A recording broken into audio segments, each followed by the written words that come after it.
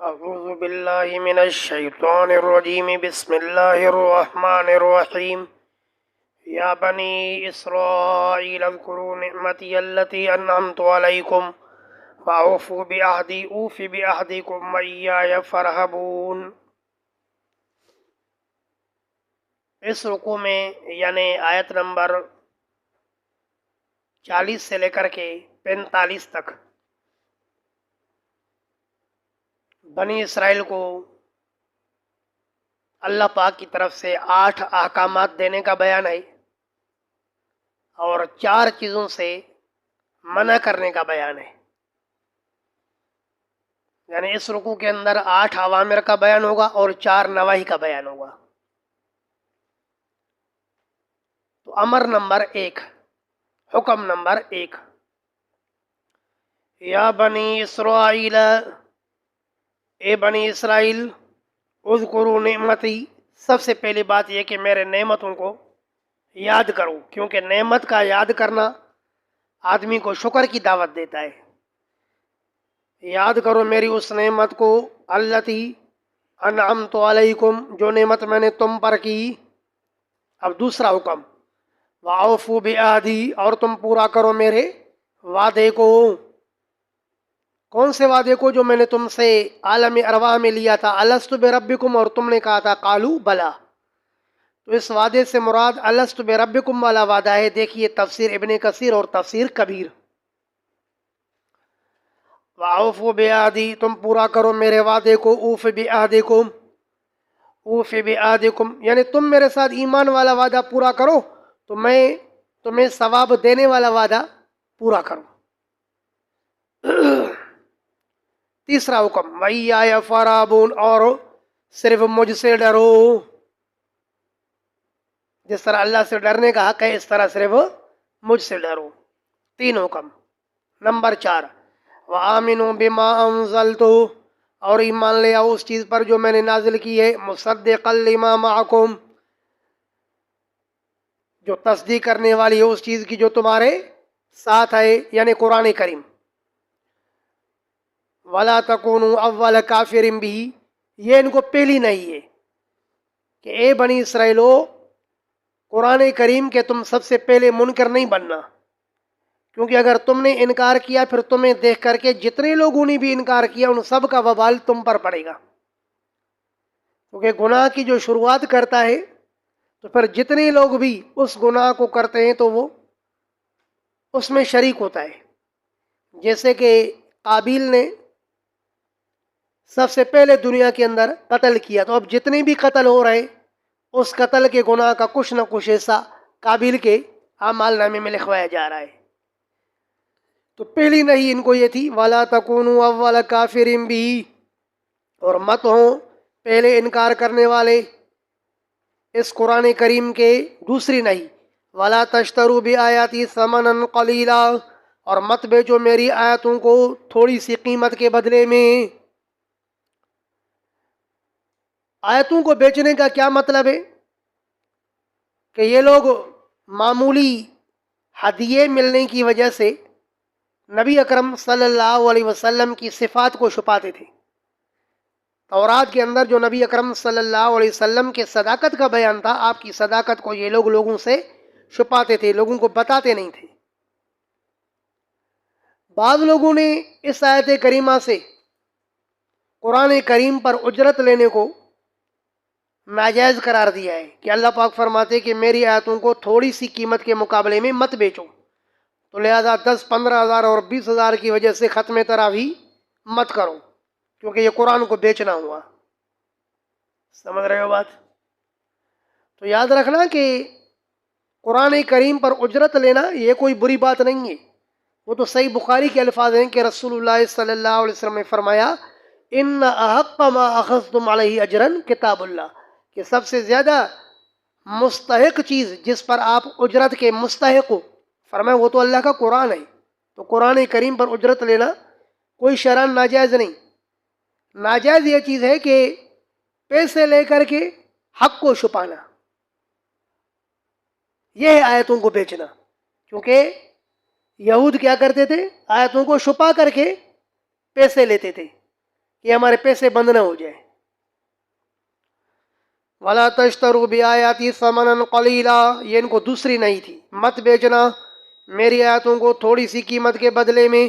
وَإِيَّايَ فَاتَّقُونَ، اور مجھ سے ڈرو، اور صرف وَإِيَّايَ، اور صرف مجھ سے، فَاتَّقُونِ، پس مجھ سے ڈرو.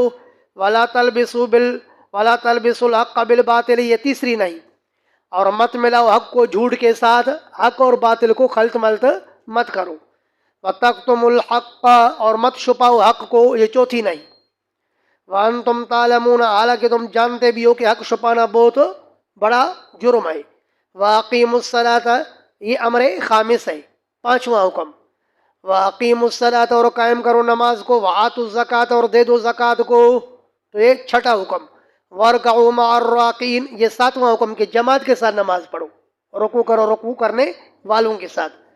أَتَأْمُرُونَ النَّاسَ بِالْبِرِّ، کیا تم حکم دیتے ہو لوگوں کو نیکی کا. وَتَنْسَوْنَ أَنفُسَكُمْ، اور تم بھلاتے ہو اپنے آپ کو. وَأَنْتُمْ تَتْلُونَ الْكِتَابَ، حالانکہ تم ہی پڑھتے ہو کتاب. تم پر زیادہ حق بنتا ہے کہ تم کتاب پر عمل کرو. اگر علماء اور طلباء کتاب پر عمل نہیں کریں گے تو کون کرے گا؟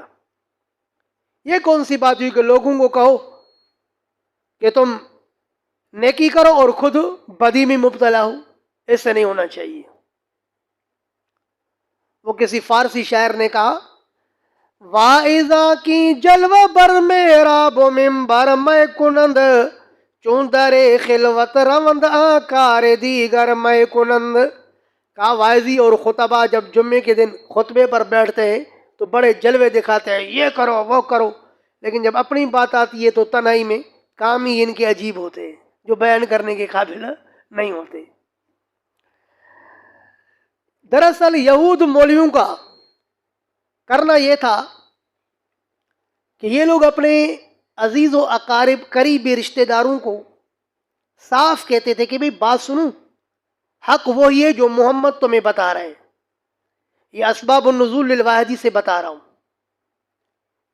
آیت کا پس منظر، کہ دراصل یہودی علماء اپنے عزیز و اقارب کو، رشتہ داروں کو کہتے کہ حق وہی ہے جو محمد تمہیں بتا رہے ہیں، لہذا تم اس کا اتباع کرنا. اثبت علی الدین الذی انت علیہ، جس پر تو دین پر ہے اسی پر قائم رہنا. ہمارا مذہب غلط ہے، نبی کا مذہب صحیح ہے. لیکن خود اس مذہب پر نہیں آتے تھے، صرف کس کی وجہ سے کہ 5 روپے بند ہو جائیں گے. تو خود تو اوروں کو تو نیکی کا حکم دے رہے تھے لیکن خود اپنے آپ کو بھلا رہے تھے. تو اللہ نے ان سے خطاب فرمایا، اتامرون الناس بالبر، کیا تم حکم دیتے ہو لوگوں کو نیکی کا. وتنسون انفسکم، اور تم بھلاتے ہو اپنے آپ کو. وانتم تتلون الکتاب، اور تم پڑھتے ہو کتاب کو بھی. افلا تعقلون، کیا پھر بھی تم نہیں سمجھتے. واستعینوا بالصبر والصلاۃ، 8واں حکم، اور مدد طلب کرو صبر کے ذریعے، والصلاۃ، اور نماز کے ذریعے. توجہ ہے خلیل. پتہ ہے بریلی مولوی امن یار خان کیا کہتا ہے، بلکہ نعیم الدین مراد آبادی ایاک نعبد و ایاک نستعین کے تفسیر میں کہتا ہے کہ اگر غیر اللہ سے مدد مانگنا ناجائز ہوتی تو اللہ پاک کیوں فرماتے کہ مدد طلب کرو نماز سے، مدد طلب کرو صبر سے. تو نماز اور صبر تو غیر اللہ ہے نا، تو مانا اللہ پاک غیر اللہ سے مدد مانگنے کی اجازت دے رہے ہیں نا. ہم کہتے ہیں کہ یہ بھی تیری کم فہمی ہے نا، کم عقلی ہے، کہ نماز یہ کہا ہے کہ نماز سے مدد طلب کرو، مطلب یہ ہے کہ نماز کے ذریعے سے اللہ سے مدد طلب کرو. اعمال کا توسل طلب کرو، اعمال کے ذریعے اللہ کی مدد طلب کرو. یا ایھا الذین آمنوا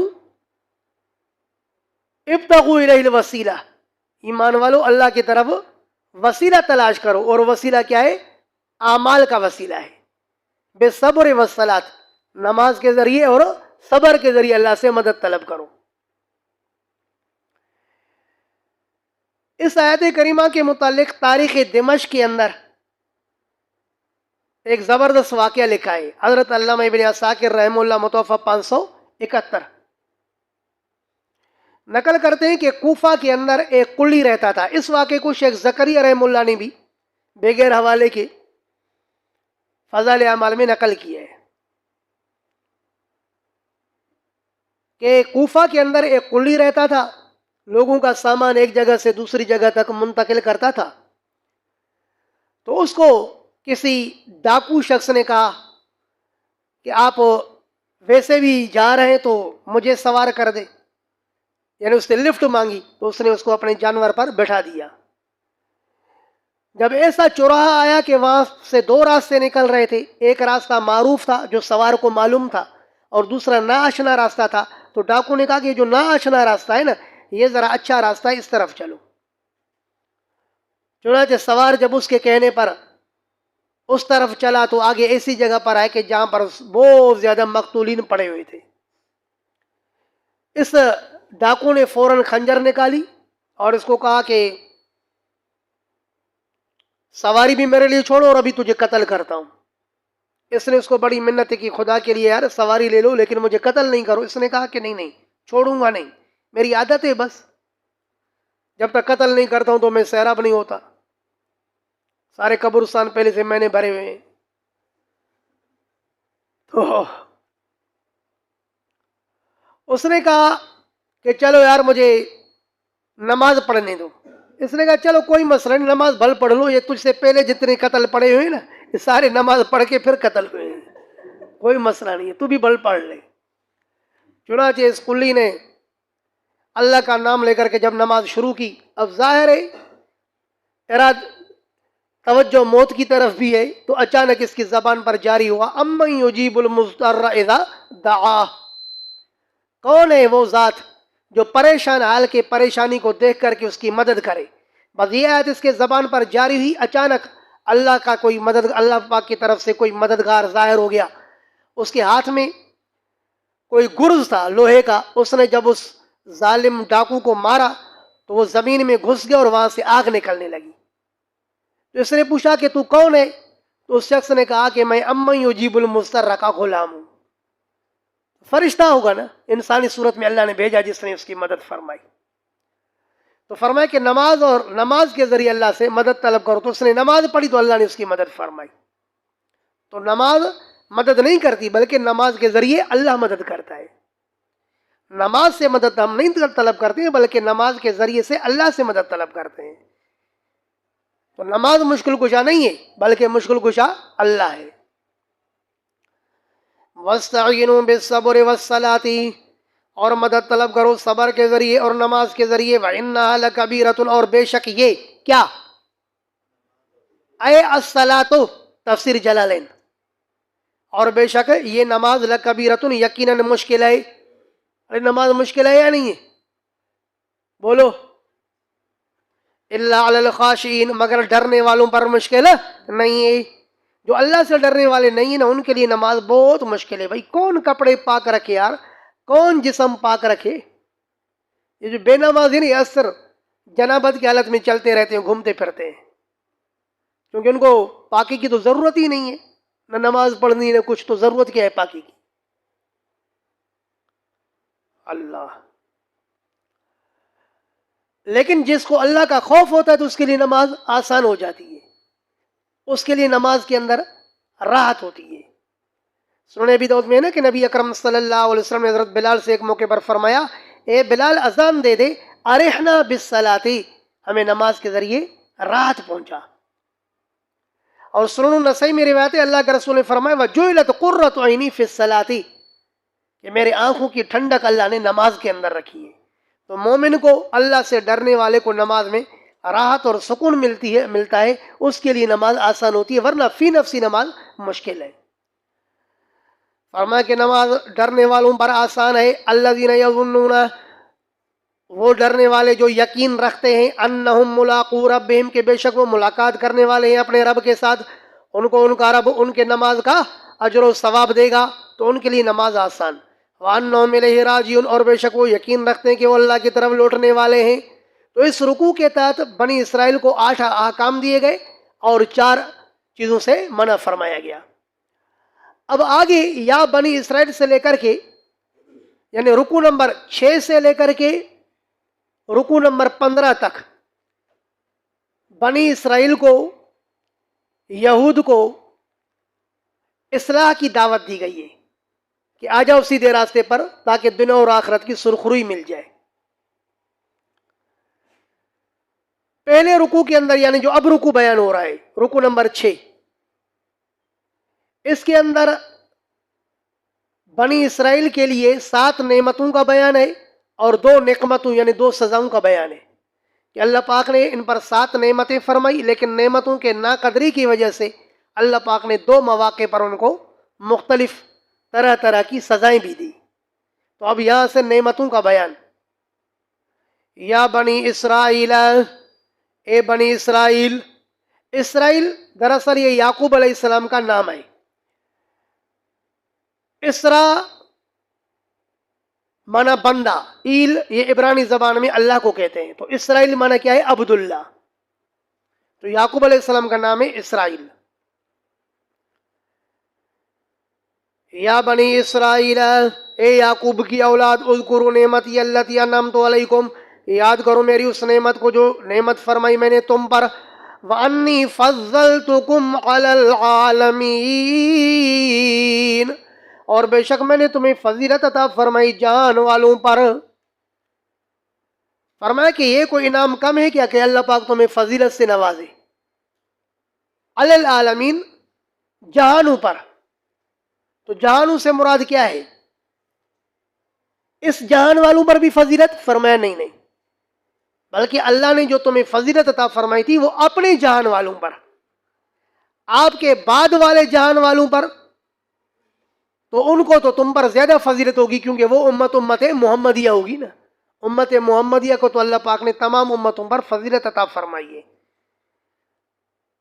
اللہ کا رسول سب سے اونچے نبی، وانتم خیر الامم، اللہ کے رسول نے فرمایا کہ تم بہترین امت ہو۔ انتم حظی وانا حظکم، مسند احمد، تم میرے نصیب میں تھے اور میں تمہارے نصیب میں تھا۔ وانی فضلتکم علی العالمین، اور میں نے تمہیں فضیلت عطا فرمائی جہان والوں پر، جہانوں پر، واتقوا یوما، اور ڈرو اس دن سے، لا تجزی نفس عن نفس، کہ نہیں کفایت کرے گا اس دن کوئی نفس کسی نفس کی طرف سے شیئن، کچھ بھی، کوئی نفس کسی دوسرے نفس کی طرف سے سزا نہیں بھوگے گا۔ ولا یقبل منها شفاعۃ، اور نہیں قبول کی جائے گی کسی نفس سے کوئی شفاعت، ولا یؤخذ منها عدل، اور نہیں لیا جائے گا اس سے کوئی فدیہ کہ وہ فدیہ دے کر کے اپنی جان چھڑائے، ایسے بھی نہیں ہوگا۔ قرآن کی دوسری آیت میں ہے کہ اگرچہ وہ زمین بھر سونا لے کر آئے اور اپنے عذاب کے مقابلے میں فدیہ دے دے، پھر بھی اس کا فدیہ قبول نہیں کیا جائے گا۔ وَلَا هُمْ يُنصَرُونَ، اور نہ ہی یہ لوگ مدد کیے جائیں گے۔ اس آیت کے تفسیر میں، تفسیر صافی کے اندر فیض کاشانی نے، اور ترجمہ مقبول کے اندر مقبول احمد دہلوی رافضی نے لکھا ہے کہ قیامت کے دن ایک ایسا شیعہ جس نے زندگی بھر کوئی نیکی نہیں کی ہوگی، جس کا کوئی عمل نہیں ہوگا، اس ایک رافضی کو 1,00,000 سنیوں کو جہنم میں ڈال کر کے اس کو نجات دی جائے گی۔ شیعہ سے کہا جائے گا کہ تو جنت کا مستحق ہے، کیوں؟ اس لیے کہ تو امامت، عقید امامت رکھتا تھا، اور سنی عقید امامت نہیں رکھتا تھا، تو لہذا 1,00,000 سنیوں کو جہنم میں ڈال کر کے اور ایک شیعہ کو جنت میں ڈالا جائے گا۔ تو شیعہ کے گناہوں کا وبال کس پر پڑے گا؟ سنیوں پر۔ یہ ان کا عجیب مذہب ہے، اس کو یہ لوگ عجیب طریقے سے بیان کرتے ہیں، جیسے کہ حق الیقین کے اندر باقر مجلس نے کہا کہ اللہ پاک نے تمام شیعوں کے گناہوں کو اٹھا کر کے نبی علیہ السلام کے گردن پر رکھا، اور پھر اللہ نے فرمایا لِيَغْفِرَ لَكَ اللَّهُ مَا تَقَدَّمَ مِن ذَنبِكَ وَمَا تَأَخَّرَ، اللہ آپ کے گناہوں کو معاف کرتے ہیں۔ کیا مطلب؟ آپ کے شیعوں کے گناہوں کو اللہ نے معاف کر دیا۔ تو یہاں پر لفظ ناصبی کا ہے، اور کل میں تشریح کر چکا ہوں کہ روافظ کے نزدیک ناصبی سے کیا مراد ہوتا ہے؟ سنی۔ وَإِذْ نَجَّيْنَاكُمْ مِنْ آلِ فِرْعَوْنَ، تو یہاں سے انعام اول کا بیان، میں نے عرض کیا کہ اس رکوع کے تحت بنی اسرائیل پر 7 نعمتوں کا بیان ہوگا اور 2 سزاؤں کا بیان۔ فرمایا کہ دیکھو تم پر میں نے یہ بھی انعام فرمایا کہ فرعون کے عذاب سے بچایا، کیونکہ فرعون تمہارے بچوں کو ذبح کرتا تھا اور تمہاری لڑکیوں کو زندہ چھوڑتا تھا، تو فرعون کو غرق کر کے میں نے تمہیں فرعون کے عذاب سے بچایا۔ مشہور تو یہی ہے کہ فرعون کو نجومی نے بتایا تھا کہ آپ کے ملک کے اندر ایک ایسا بچہ پیدا ہوگا جو آپ کے ملک کے تباہی کا باعث بنے گا، لیکن حضرت علامہ ابن کثیر الدمشقی رحم اللہ متوفی 774 نے اپنی تفسیر نہیں بلکہ اپنی تاریخ البدایہ والنہایہ میں لکھا ہے کہ دراصل حضرت ابراہیم علیہ السلام نے اپنے دور میں یہ پیشن گوئی فرمائی تھی، جس کو بنی اسرائیل سینہ بسینہ ایک دوسرے سے نقل کرتے رہتے تھے کہ بنی اسرائیل کے اندر مصر میں ایک بچہ پیدا ہوگا جس کی وجہ سے اس دور کے بادشاہ فرعون کا انجام برا ہوگا۔ تو چونکہ یہ بات بنی اسرائیل میں مشہور تھی اور وہ فرعون تک بھی پہنچ گئی، تو فرعون نے حکم دے دیا کہ بنی اسرائیل کے جتنے بھی بچے پیدا ہوں ان کو ذبح کرتے جاؤ۔ ملا کر اللہ پاک نے فرعون کو غرق کر کے تباہ کر کے اللہ پاک نے بنی اسرائیل کو ان سے نجات دی۔ تو اس نعمت کا بیان، نعمت اول، وَإِذْ نَجَّيْنَاكُمْ مِنْ آلِ فِرْعَوْنَ، اور جس وقت ہم نے تمہیں نجات دی فرعون والوں سے، یسومونکم، یسومونکم اے یبغونکم، جو طلب کرتے تھے تمہارے لیے۔ جیسے تفسیر کبیر میں ہے کہ جب کوئی شخص کسی چیز کو جب کوئی شخص کسی چیز کی ثمن طلب کرتا ہے نا، بائے جب مشتری کو کوئی مبی بیچ کر کے اور اس کی ثمن طلب کرتا ہے تو کہتے ہیں سام سے لایا تھا، اس نے ثمن کو طلب کیا، مبی کو طلب کیا، تو ساما بمانا کیا ہے؟ طلب کرنے کے۔ تو یسومونکم کا ترجمہ کیا ہوگا؟ اے یطلبونکم، جس وقت ہم نے تمہیں نجات دی من آل فرعون، فرعون والوں سے، یسومونکم، جو طلب کرتے تھے تمہارے لیے، سوء العذاب، برا عذاب، یذبحون ابناءکم، وہ ذبح کرتے تھے تمہارے بیٹوں کو، ویستحیون نساءکم، اور وہ زندہ چھوڑتے تھے تمہارے عورتوں کو، وفی ذالکم، وفی ذا، اور اس میں قوم، اے بنی اسرائیلو، اے بنی اسرائیلو، فی ذالکم، اس میں، کس میں؟ اس نجات دینے میں، بلاء، انعام تھا، من ربکم، تمہارے رب کی طرف سے، عظیم، بڑا۔ یہ جو اللہ پاک نے تمہیں فرعون سے نجات عطا فرمائی، اس نجات کے اندر تمہارے لیے بڑا انعام تھا۔ تو بلا کا ترجمہ کیا ہو جائے گا؟ انعام۔ اور اگر اس کا تعلق ذبح کے ساتھ ہو جائے، اب ترجمہ کیا ہو جائے گا؟ مصیبت۔ اور اس ذبح میں تھی تمہارے لیے مصیبت بڑی۔ سمجھ گئے دونوں ترجمے یعنی؟ اب نعمت ثانی، دوسری نعمت، وَإِذْ فَرَقْنَا بِكُمُ الْبَحْرَ فَأَنْجَيْنَاكُمْ وَأَغْرَقْنَا آلَ فِرْعَوْنَ، اور جس وقت ہم نے پھاڑا، بکم اے لکم، تفسیر معلم التنزیل، با مانا کس کے؟ لام کے، اہم مقام اس کو نوٹ کرو۔ وَإِذْ فَرَقْنَا بِكُمْ، اور جس وقت ہم نے پھاڑا تمہارے لیے، البحر، دریا کو، فَأَنْجَيْنَاكُمْ، پھر ہم نے تمہیں نجات دی، وَأَغْرَقْنَا آلَ فِرْعَوْنَ، اور ہم نے غرق کیا فرعون والوں کو، وَأَنْتُمْ تَنْظُرُونَ، اس حال میں کہ تم دیکھ رہے تھے۔ تو یہ بھی تمہارے اوپر ہم نے دوسری نعمت فرمائی۔ وَإِذْ وَاعَدْنَا مُوسَىٰ 40 لَيْلَةً، اور یہ تیسری نعمت، وہ کیا دی تیسری نعمت؟ کہ تم نے بچڑے کی پوجا کی اور پھر بھی اللہ نے تمہیں معاف کر دیا۔ وَإِذْ وَاعَدْنَا مُوسَىٰ 40 لَيْلَةً، اور جس وقت ہم نے وعدہ دیا موسیٰ کو 40 راتوں کا، ثُمَّ اتَّخَذْتُمُ الْعِجْلَ، پھر تم نے بنایا بچڑے کو، کیا بنایا؟ اپنا معبود، من بعدہ، موسیٰ علیہ السلام کے بعد، وَأَنْتُمْ ظَالِمُونَ، اس حال میں کہ تم ظالم تھے۔ وہ بچڑے کو معبود کس طرح بنایا تھا؟ آپ کو معلوم ہے کہ سامری بدبخت نے سونے کے زیورات کو آگ میں پگھلا کر کے اس سے بچڑے کی شکل بنائی۔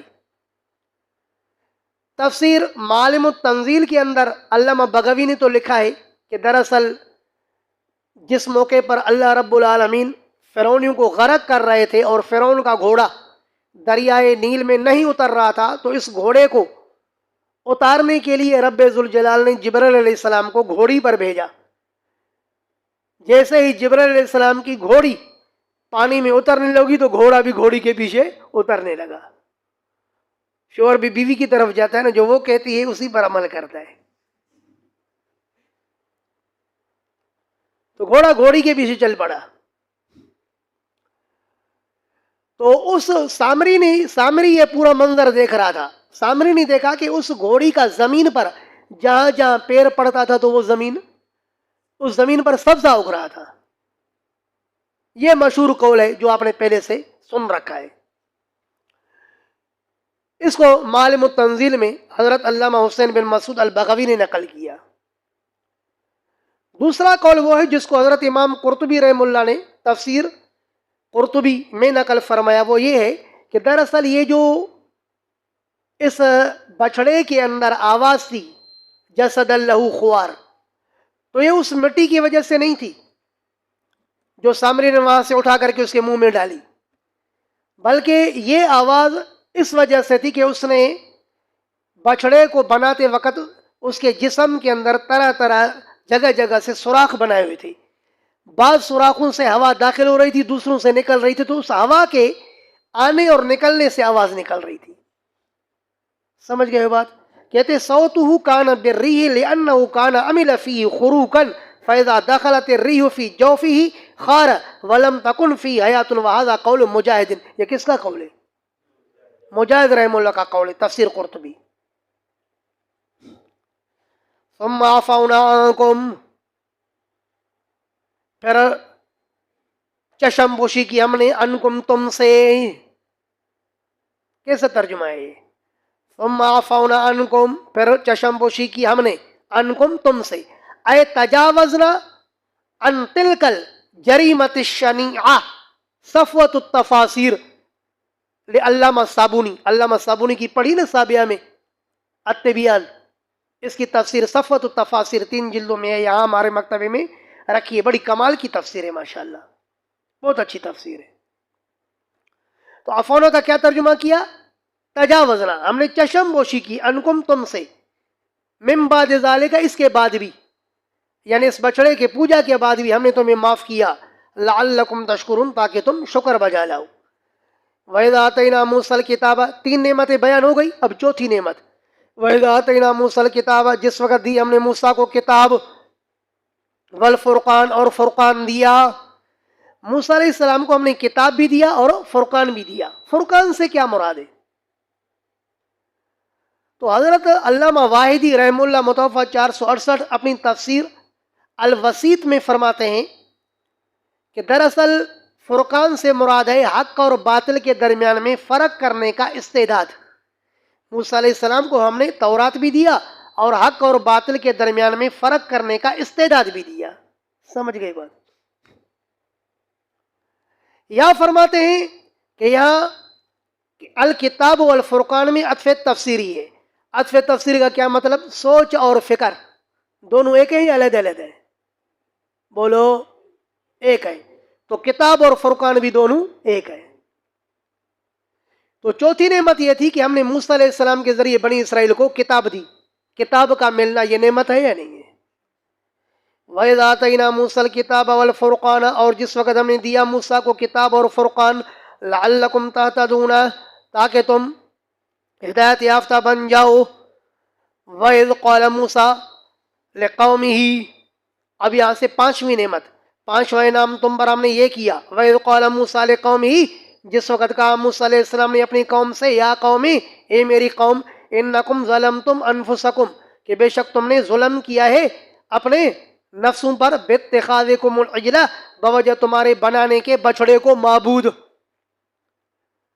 جب موسیٰ علیہ السلام کی قوم نے بچڑے کو معبود بنا لیا، اس کی پوجا کی، اللہ پاک ان سے ناراض ہوئی. تو اللہ رب العالمین نے موسیٰ علیہ السلام سے کہا کہ آپ اپنی قوم سے کہیں کہ اگر تمہیں معافی لینی ہے، گناہ معاف کروانا ہے، تو اپنے آپ کو قتل کرو، تب گناہ معاف ہوگا. قربان جاؤں رب ذوالجلال پر. امت محمدیہ کو صرف توبہ کرنے سے معاف کرواتے ہیں، معاف کر دیتے ہیں، قتل کی نوبت نہیں آتی. موسیٰ علیہ السلام کی قوم کو کہا کہ تم اپنے آپ کو قتل کرو گے تو توبہ قبول ہوگی. تو انہوں نے موسیٰ علیہ السلام سے کہا تفسیر معالم التنزیل سے پڑھ رہا ہوں کہ حضرت ہم اپنے آپ کو کیسے قتل کریں؟ ہم میں سے کوئی کسی کا باپ ہے، کوئی کسی کا بیٹا ہے، کوئی کسی کا چچا زاد بھائی ہے، کوئی کسی کا قریبی عزیزی رشتہ دار ہے، ہم ایک دوسرے کو کیسے قتل کریں؟ تو موسیٰ علیہ السلام نے اللہ پاک سے دعا کی تو اللہ پاک نے ایک کالا بادل بھیجا. جب وہ بادل آیا تو ایک دوسرے کو دیکھ نہیں رہے تھے، بس ایک دوسرے کو قتل کرنے لگے، یہاں تک کہ 70,000 افراد قتل ہو گئے. حضرت موسیٰ علیہ السلام اور حضرت ہارون علیہ السلام اللہ پاک کے سامنے گڑ گڑانے لگے کہ اللہ، پوری قوم اگر قتل ہو گئی تو پھر ہم نبی کس کے ہوں گے؟ اللہ اب تو معاف فرما. بلاخر اللہ پاک نے معافی کا اعلان فرمایا. شیعہ کی کتاب مجالس المومنین کے اندر قاضی نور اللہ شوسری متوفہ 1019 نے لکھا ہے کہ حضرت حسین رضی اللہ تعالیٰ عنہ کے شہادت کے بعد کچھ لوگوں نے ایک جماعت بنائی جس کا نام رکھا جماعت التوابین، توبہ کرنے والی جماعت. کیونکہ جن لوگوں نے حضرت حسین کو بلایا تھا کربلا میں، بلکہ کوفہ میں آنے کی جنہوں نے دعوت دی تھی، وہی لوگ ڈر کی وجہ سے پھر گئے تھے نا. تو اب ان لوگوں نے کہا کہ ہم نے حسین کو بلایا اور پھر اس کی ہم نے مدد نہیں کی، وہ قتل ہو گئے، یہ تو ہم نے بہت بڑا جرم کیا. اب ہم اس کا کفارہ کس طرح ادا کریں؟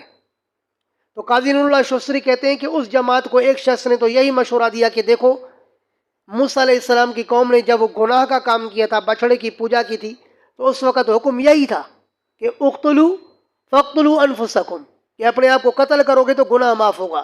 لہذا ہم میں سے بھی ہر کوئی اپنے آپ کو قتل کرے تب گناہ معاف ہوگا. لیکن نور اللہ شوسری کہتا ہے کہ اس کی رائے کو قبول نہیں کیا گیا، بلکہ رائے یہ طے ہوئی کہ قاتلان حسین کو قتل کرنا ہے. پھر اس جماعت التوابین نے قاتلان حسین کو قتل کیا. لیکن میں سمجھ رہا ہوں کہ یہ جو روافظ نے حضرت حسین پر ماتم کیا ہے، تو یہ بھی ان کو ایک ورثے میں ملا ہے. کیونکہ روافظ کے خود کتب سے ثابت ہے، جلال العیون سے، کہ حضرت حسین کو جن لوگوں نے خطوط لکھے تھے انہوں نے اپنے آپ کو شیعہ ظاہر کیا تھا کہ ہم آپ کے ابا حضرت علی کے شیعہ ہیں. اور حضرت حسین بھی جب ان کو خط کا جواب لکھ رہے ہیں بقول باقر مجلسی، تو ان کو اس طرح جواب دے رہے ہیں کہ یہ حسین بن علی کا خط ہے شیعوں کی طرف. تو پتہ چلا کہ بلانے والے بھی شیعہ تھے اور مدد سے ہاتھ اٹھانے والے بھی کون تھے؟ شیعہ تھے. تو اب یہ لوگ جو ماتم کرتے ہیں تو در حقیقت فقتلوا انفسکم پر عمل کرنے کے لیے اپنے آپ کو مارتے ہیں. چونکہ قتل تو نہیں کر سکتے، ڈرپوک ہیں، تو صرف اپنے اوپر اپنے آپ کو چماٹے مارنے پر اکتفا کرتے ہیں. در حقیقت اس کی اصل یہی ہے فقتلوا انفسکم. بات سمجھ میں یہ نہیں ہے. فرمایا جب موسیٰ علیہ السلام نے اپنی قوم سے کہا کہ تم نے بچڑے کی پوجا کر کے اپنے نفسوں پر ظلم کیا ہے، فتوبوا الی بارئکم، لہذا تم رجوع کرو، الی بارئکم اے خالقکم، یعنی اپنے خالق کی طرف.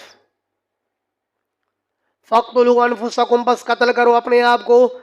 ذالکم خیر لکم، اے لوگو یہ زیادہ بہتر ہے تمہارے لیے، عند ربکم، تمہارے رب کے ہاں. فتاب علیکم، پھر وہ اللہ رحم کے ساتھ لوٹا تم پر. انہ هو التواب الرحیم، بے شک وہ اللہ توبہ قبول کرنے والے ہیں اور رحم کرنے والے ہیں. وَإِذْ قُلْتُمْ يَا مُوسَىٰ لَن نُؤْمِنَ لَكَ حَتَّىٰ نَرَى اللَّهَ جَهْرَةً، موسیٰ علیہ السلام بچڑے کی پوجا کے بعد اپنی قوم میں سے 70 افراد کو اللہ پاک کے دروازے پر معذرت کروانے کے لیے طور سینا پر لے گئے. جب وہاں پر یہ لوگ گئے، اللہ رب العالمین ان سے ہم کلام ہوئے، انہوں نے رب ذوالجلال کی بات بھی سن لی. تو انہوں نے کہا کہ ہمیں کیا پتہ چلتا ہے کہ یہ اللہ پاک کا کلام ہے، لہذا موسیٰ ہم تب تک نہیں مانیں گے جب تک کہ اللہ پاک کو علل اعلان اپنے آنکھوں سے نہ دیکھیں. تو رب ذوالجلال کو غصہ آیا، اللہ رب العالمین نے ان کے اوپر بجلی بھیجی، اس بجلی نے ان کو مکمل تباہ کر کے رکھ دیا، مر گئے. تو موسیٰ علیہ السلام نے رب ذوالجلال سے دعا کی، میرے مولا قوم والے کہیں گے یار یہ ان کو لے کر گیا تھا مروانے کے لیے، اللہ ان کو زندگی عطا فرما، زندہ فرما. تو یہ باس بعد الموت کی پہلی مثال بیان ہو رہی ہے. تو اللہ رب العالمین نے پھر ان کو دوبارہ زندہ فرمایا. تو یہاں سے انعام سادس کا بیان ہو رہا ہے کہ اللہ نے چھٹی نعمت تم پر یہ کی کہ موت کے بعد اللہ نے تمہیں دوبارہ زندگی عطا فرمائی. سمجھ گئے مولی صاحبان؟ وَإِذْ قُلْتُمْ يَا موسیٰ، اور جس وقت تم کہنے لگے اے موسیٰ لن نؤمن لک، ہرگز ایمان نہیں لائیں گے آپ پر، حتی نر اللہ جارتن، یہاں تک کہ ہم دیکھیں اللہ کو ظاہر ظہور علی الاعلان، فاخذتکم الصاعقۃ، پس پکڑا تمہیں بجلی نے، وانتم تنظرون، اس حال میں کہ تم دیکھ رہے تھے، ثم بعثناکم من بعد موتکم، پھر ہم نے تمہیں اٹھایا تمہارے مرنے کے بعد، لعلکم تشکرون، تاکہ تم شکر کرو. آگے انعام سابق، ساتواں انعام. دراصل موسیٰ علیہ السلام نے اپنی قوم سے کہا کہ امالکہ قوم کے ساتھ جہاد کرنا ہے، اور قوم نے انکار کیا. تو رب ذوالجلال نے ان کو سزا دی کہ اللہ پاک نے ان کو ایک میدان کے اندر قابو کیا، اس میدان سے وہ باہر نہیں نکل سکتے تھے، میدان تی میں. تو وہاں پر چونکہ کوئی چھت نہیں تھی، کوئی درخت وغیرہ نہیں تھا، چٹیل میدان تھا، تو ان کو دھوپ بڑی ستا رہی تھی. تو اللہ رب العالمین نے ان کے اوپر بادلوں کے ساتھ سایہ کیا، اور کھانے پینے کے لیے رب ذوالجلال نے من اور سلوا کا انتظام فرمایا. من ایک ترنجبین میٹھی چیز تھی، اور سلوا بٹیر پرندوں کا اللہ نے انتظام کیا. تو یہاں سے اسی انعام سابق کا بیان چل رہا ہے. وَظَلَّلْنَا عَلَيْكُمُ الْغَمَامَ، اور ہم نے سایہ کیا تم پر بادلوں کا، وَأَنزَلْنَا عَلَيْكُمُ الْمَنَّ، اور اتارا ہم نے تم پر ترنجبین کو، وَالسَّلْوَىٰ، اور بٹیر پرندوں کو، کُلُوا مِن طَیِّبَاتِ مَا رَزَقْنَاکُمْ، اور ہم نے تمہیں کہا کہ کھاؤ ان پاکیزہ چیزوں میں سے جو ہم نے آپ کو رزق میں دی ہیں. وَمَا ظَلَمُونَا، اور انہوں نے ہم پر تو ظلم نہیں کیا، وَلَٰكِنْ كَانُوا أَنفُسَهُمْ يَظْلِمُونَ، اور وہ اپنی نفسوں پر ظلم کرتے رہے. کیسے؟ بِأَنْ كَفَرُوا هَٰذِهِ النِّعَمَةَ. تفسیر مدارک کہ انہوں نے اللہ پاک کے نعمتوں کی ناقدری کی. موسیٰ علیہ السلام سے کہا لن نصبر علی طعام واحد، ہم ایک ہی طعام پر اکتفا نہیں کر سکتے. اللہ سے کہو کہ ہمارے لیے دوسری چیزیں بھی تو پیدا فرمائے نا، ترکاریاں، سبزیاں اور دالیں. گوشت نہیں چاہیے بٹیر پرندے کا، کیا چاہیے؟ دال چاہیے. کیسے عجیب لوگ تھے یہاں. وَإِذْ قُلْنَا ادْخُلُوا هَٰذِهِ الْقَرْيَةَ. تو یہاں سے چونکہ میں نے عرض کیا کہ اس رکوع کے اندر 7 نعمتوں کا بیان ہے، تو 7 نعمتوں کا بیان ہو گیا نا. اب 2 سزاؤں کا بیان ہے. وہ سزا کب ملی؟ جب رب ذوالجلال نے ان سے کہا کہ بیت المقدس میں داخل ہو جاؤ، خوب وہاں پر جا کر کے کھاؤ پیو مزے کے ساتھ، لیکن داخل ہو جاؤ سجدہ کرتے ہوئے. اور جب داخل ہو جاؤ تو اللہ پاک سے دعا کرتے جاؤ حتتن، اللہ ہماری مغفرت فرما. تو ان ظالموں نے کیا کیا؟ اللہ پاک کے بتائے ہوئے قول کے الٹ کہنا شروع کیا. اللہ نے فرمایا کہ کہو حتتن، تو ان ظالموں نے کہا حنتتن، گندم دے دے. حکم یہ تھا کہ یہ کہو کہ اللہ ہمیں مغفرت عطا فرما. انہوں نے کہا کہ نہیں، حنتتن، گندم عطا فرما. اللہ پاک ان کے اوپر پھر غصہ ہوئے، تو رب ذوالجلال نے ان کے اوپر طاعون کی بیماری نازل فرمائی. تفسیر مدارک میں علامہ نصفی رحمہ اللہ فرماتے کہ اس طاعون کی بیماری میں 70,000 افراد مر گئے. یہ سزا ملی نعمت کے ناقدری کی. وَإِذْ قُلْنَا ادْخُلُوا، اور جس وقت ہم نے کہا کہ داخل ہو جاؤ هَٰذِهِ الْقَرْيَةَ، اس بستی میں، اے بیت المقدس. تفسیر مدارک فَكُلُوا مِنْهَا، پس کھاؤ اس میں سے، حَيْثُ شِئْتُمْ، جہاں سے تم چاہو، رَغَدًا، جی بھر کر، مزے کے ساتھ، وَادْخُلُوا الْبَابَ، اور داخل ہو جاؤ دروازے میں، سُجَّدًا، سجدے کی حالت میں، وَقُولُوا حِطَّةٌ، اور کہو حِطَّةٌ، اللہ ہماری مغفرت فرما، نغفر لکم خطایاکم، تو بخش دیں گے ہم تمہارے لیے تمہاری خطاؤں کو، وَسَنَزِيدُ الْمُحْسِنِينَ، اور ان قریب ہم بڑھائیں گے نیکی کرنے والوں کو. کس میں؟ اے زیادت ثواب. تفسیر مدارک ثواب کی زیادتی میں بڑھائیں گے. فَبَدَّلَ الَّذِينَ ظَلَمُوا، پس تبدیل کیا ظالموں نے، قولاً، اس بات کو، غیر الذی قیل لہم، سوائے اس کے جو کہا گیا تھا ان کو کہا گیا تھا کہ کیا کہو؟ حتتن، اور ان ظالموں نے کیا کہا؟ حنتتن. فَأَنزَلْنَا عَلَى الَّذِينَ ظَلَمُوا، پھر ہم نے اتارا ظالم ان لوگوں پر جنہوں نے ظلم کیا، رجزن، عذاب، من السماء، آسمان سے. وہ عذاب کیا تھا؟ طاعون کی بیماری. بما کانوا یفسقون، بوجہ ان کے فسق و فجور کرنے کے، ان کے نافرمانی کرنے کے. آگے دوسری سزا کا بیان. بلکہ آگے 8ویں انعام کا بیان ہے کہ میدان تیہ میں جب ان کو پانی کی ضرورت پڑی تو موسیٰ علیہ السلام سے شکایت کی کہ پانی نہیں ہے. اللہ رب العالمین نے موسیٰ علیہ السلام سے فرمایا کہ پتھر پر لاٹھی مارو. حضرت موسیٰ علیہ السلام نے پتھر پر لاٹھی ماری تو 12 چشمے بہہ پڑے.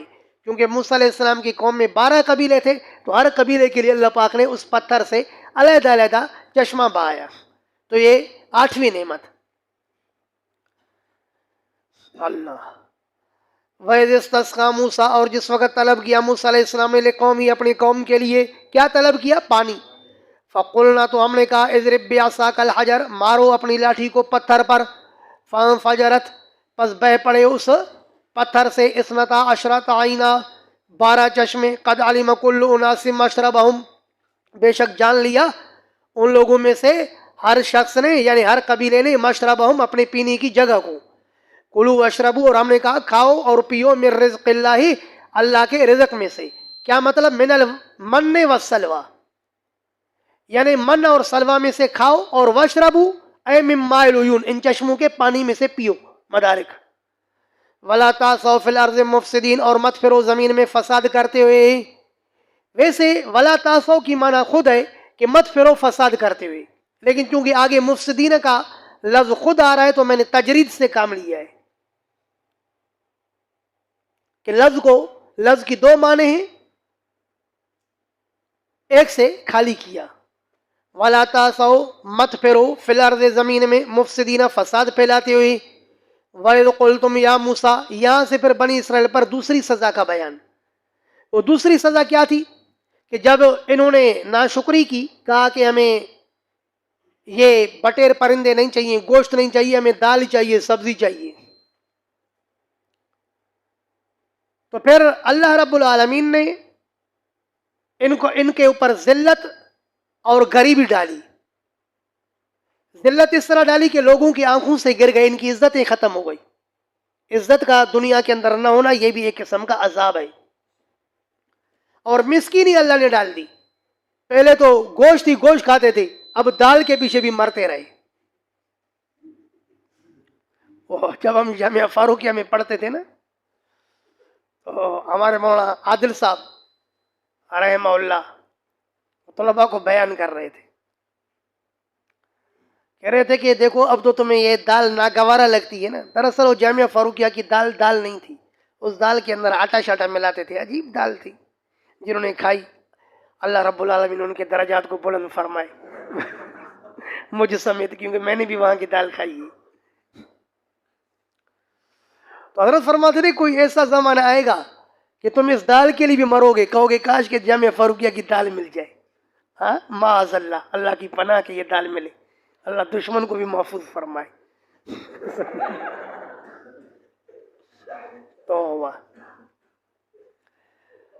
تو جب انہوں نے ناقدری کی تو نتیجہ کیا نکلا کہ اللہ نے ان کے اوپر ذلت ڈالی. فرمایا وَإِذْ قُلْتُمْ يَا مُوسَىٰ اور جس وقت تم نے کہا اے موسیٰ لن نصبر علی طعام واحد کہ ہم ہرگز صبر نہیں کریں گے ایک ہی کھانے پر. فَادْعُ لَنَا رَبَّكَ فَادْعُ لَنَا رَبَّكَ پس دعا کیجیے ہمارے لیے اپنے رب سے. یخرج لنا کہ وہ نکالے ہمارے لیے مما تنبت الارض اس میں سے جس کو اگاتی ہے زمین من بقلہا اس کے سبزیوں میں سے وقثائہا اور ککڑی میں سے وفومہا اور اس کی گندم میں سے. بعضوں نے لہسن کا ترجمہ کیا ابن عباس نے. وعدسہا اور اس کی دال میں سے وبصلہا اور اس کے پیاز میں سے. پیاز چاہیے بھائی سلاد.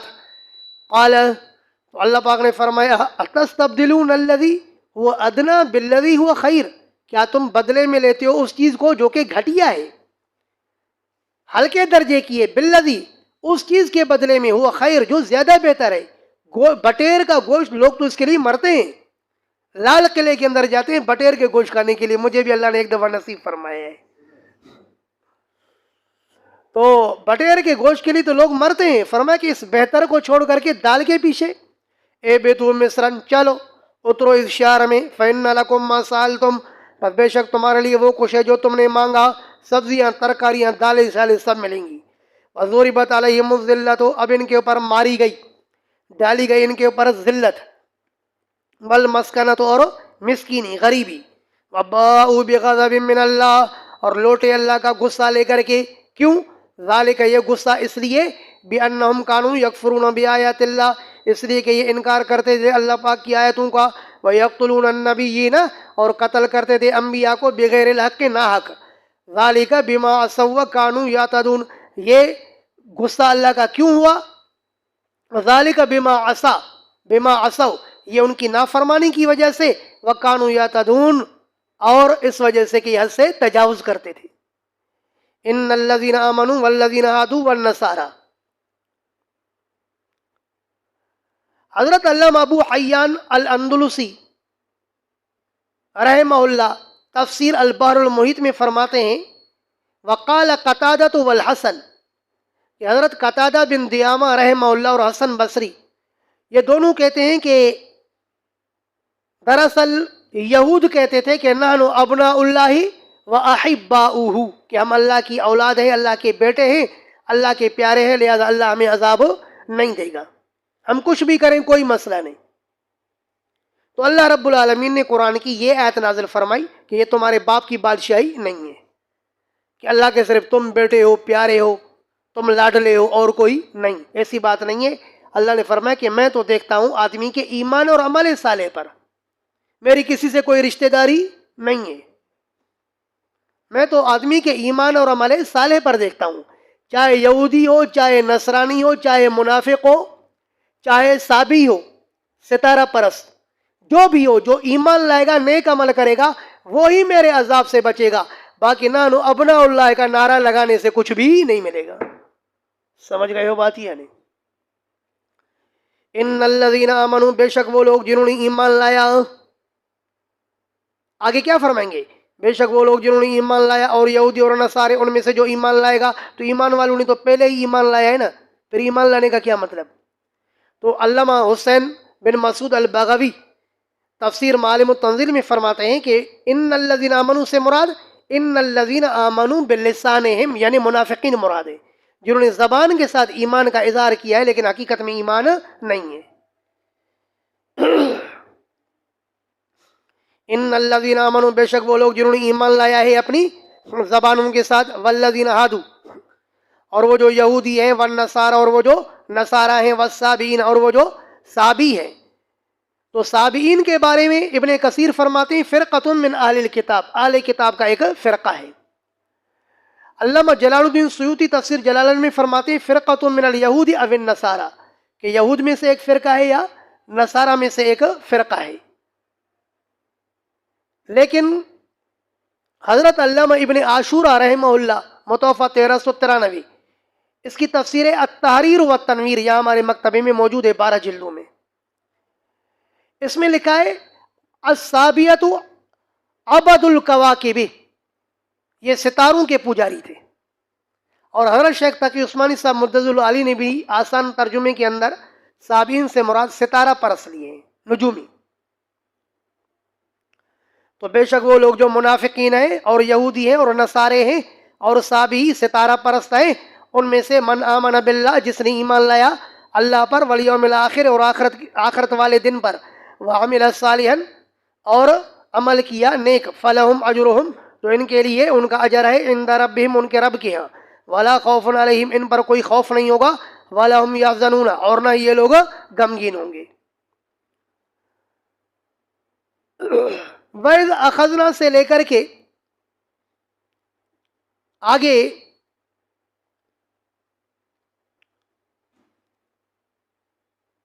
بنی اسرائیل کے حالات کو 5 انواع کے تحت ذکر کیا گیا ہے،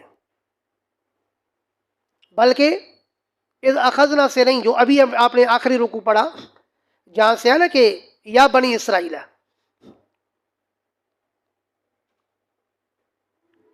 یہ کہاں تھا؟ یا بنی اسرائیل، آیت نمبر 47. یا بنی اسرائیل، جی ہاں، آیت نمبر 47، یا بنی اسرائیل سے لے کر کے، یا بنی اسرائیل سے لے کر کے اللہ رب العالمین نے بنی اسرائیل کے حالات کو 5 انواع کے تحت ذکر فرمایا ہے.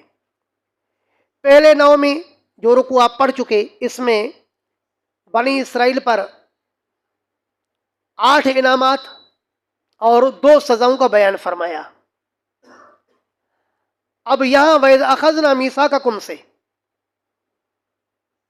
یہاں سے اللہ رب العالمین بنی اسرائیل کے آبا اور اجداد کے 3 خباثتوں کو بیان فرماتے ہیں.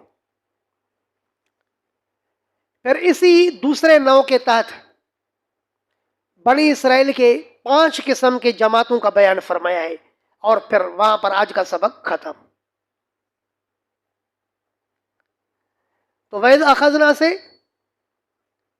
3 بنی اسرائیل کے آبا اور اجداد کی 3 خباثتوں کا بیان ہوگا. پہلی خباثت کیا تھی کہ انہوں نے موسیٰ علیہ السلام سے کہا کہ یہ جو آپ تورات ہمارے پاس لے کر آئے نا، اس کے اندر جتنے احکام ہیں یہ بڑے مشکل ہیں، اس پر ہم عمل نہیں کر سکتے. حالانکہ اللہ رب العالمین کا اصول اور قاعدہ ہے لا یکلف اللہ نفسا الا وسعها، کہ اللہ پاک کسی بھی نفس کو اس کے وسعت سے بڑھ کر تکلیف نہیں دیتے.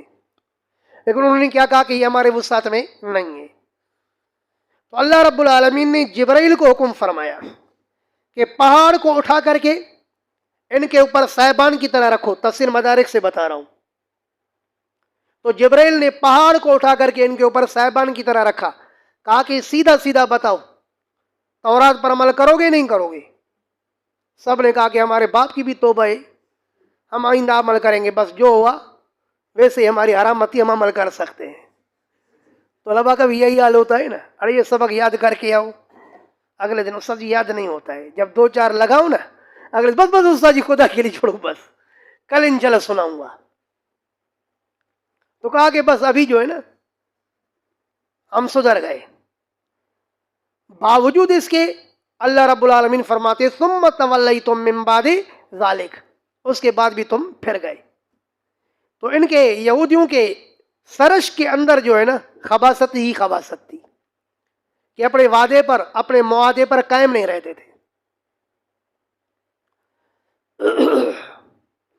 یہاں ایک سوال پیدا ہوتا ہے کہ اللہ رب العالمین نے پہاڑ کو اٹھا کر کے ان کے اوپر لائے اور فرمایا کہ لے لو کتاب کو، اچھے طریقے سے اس پر عمل کرو. تو یہ تو جبر ہوا نا، جبکہ قرآن کہتا ہے لا اکراہ فی الدین، دین کے اندر جبر نہیں ہے.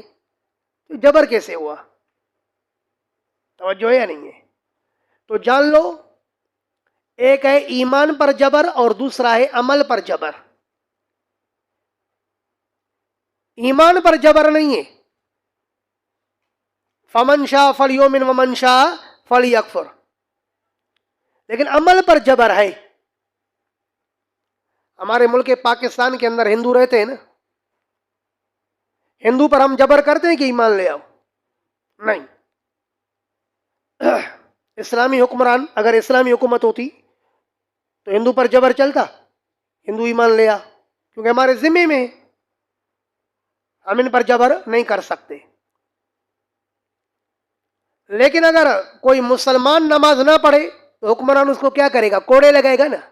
پڑھا ہے نور الازا میں یا نہیں؟ آپ نے نور الازا پڑھی ہی نہیں ہے، میں نے پڑھی بھی اور پڑھائی بھی ہے.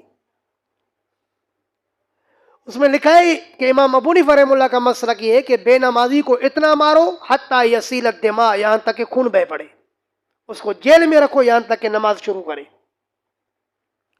تو دیکھو، ہندو پر ہم جبر نہیں کرتے کہ آپ ایمان لے آؤ، کیونکہ ایمان میں جبر نہیں ہے. لیکن مسلمان پر عمل میں جبر ہے، ہم جبر کرتے ہیں کہ آپ کو عمل کرنا پڑے گا. یہ کیسے؟ یہ ایسے سمجھے کہ دیکھو ہم کسی کو مجبور کر رہے ہیں، کسی بھی ملک والے کو، کہ ہمارے ملک پاکستان میں آ جاؤ، کوئی جبر نہیں ہے. لیکن جو ہمارے ملک میں آئے گا تو اس کو ہم اپنے اصولوں کا پابند بنائیں گے نہیں بنائیں گے؟ اگر وہ اصولوں کی مخالفت کرے گا تو حکومت کی بغاوت ہوگی یا نہیں ہوگی؟ تو حکومت ان پر جبر کرے گی نہیں کرے گی؟ تو پتہ چلا کہ جب تک وہ اپنے اصولوں کو، جو شخص اپنے اوپر اصولوں کو نافذ ہی نہ کرے تو بھل نہ کرے. لیکن جب ایک دفعہ اقرار کر لیا، معاہدہ کر لیا، ایمان لایا، معاہدہ کر لیا کہ میں اللہ کے حکموں پر عمل کروں گا، اب نہیں کرتا ہے تو اب اسلام میں جبر ہے کہ اس کو اتنا مارو کہ اس کا خون بہہ پڑے. پتہ نہیں بات سمجھ میں آئی ہے نہیں ہے؟ تو ان پر بھی ایمان پر جبر نہیں ہوا بلکہ ان پر عمل پر جبر ہوا ہے. پتہ نہیں بات سمجھا سکا یا نہیں؟ ان باتوں کو نوٹ کر دو. اس طرح تفسیر پڑھو اس نیت کے ساتھ کہ اگلے سال ہمیں پڑھانا ہے، پھر باتوں کو سنو گے بھی اور نوٹ بھی کرو گے، ورنہ رہ جائیں گی. اور سچ بات یہ ہے کہ اللہ رب العالمین نے آپ کو جوانی عطا فرمائی ہے، اپنی جوانی کو کام میں لگاؤ۔ اگر آپ صحیح معنی میں 100% متوجہ ہو کر کے تفسیر سنو گے اور لکھو گے، نوٹ کرو گے، تو یہ آپ کی وہ عمر ہے کہ انشاءاللہ آپ تفسیر بھولو گے نہیں، ترجمہ آپ بھولو گے نہیں۔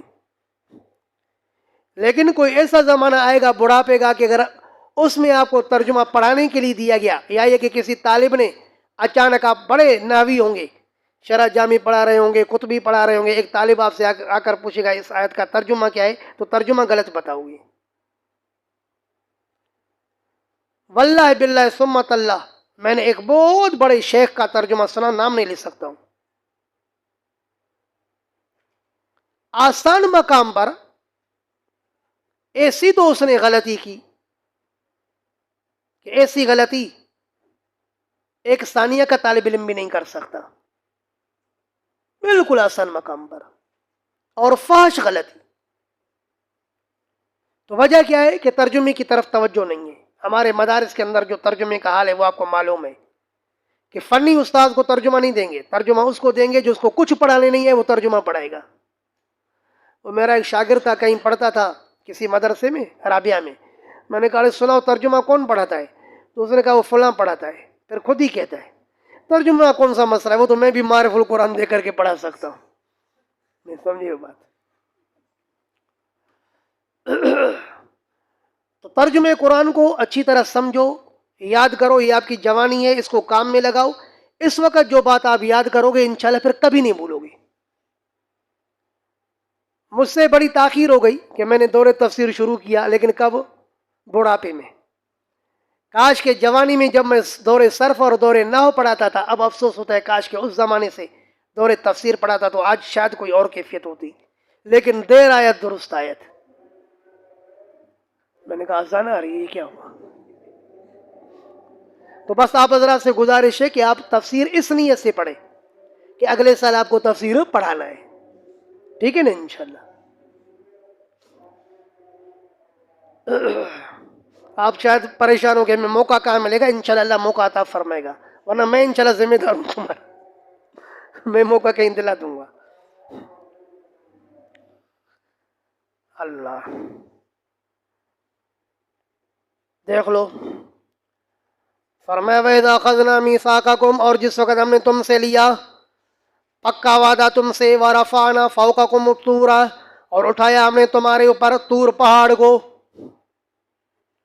خُذُوا مَا آتَيْنَاكُمْ بِقُوَّةٍ، اور ہم نے کہا کہ لے لو جو ہم تمہیں دیتے ہیں مضبوطی کے ساتھ، وَاذْكُرُوا مَا فِيهِ، وَاذْكُرُوا اے احفظوا، تفسیر مدارک، اور محفوظ کرو، محفوظ رکھو، ما فیہ، اس چیز کو جو اس میں ہے، یعنی اس پر عمل کرو، لعلکم تتقون، تاکہ تم پرہیزگار بن جاؤ، ثم تولیتم من بعد ذالک، پھر تم نے روگردانی کی، من بعد ذالک اے من بعد القبول، مدارک، قبول کرنے کے بعد بھی تم نے روگردانی کی، فلولا فضل اللہ علیکم ورحمتہ، پھر اگر نہ ہوتا اللہ کا فضل تم پر، ورحمتہ، اور اس کی رحمت، لکنتم من الخاسرین، تو یقیناً تم ہوتے کس میں سے؟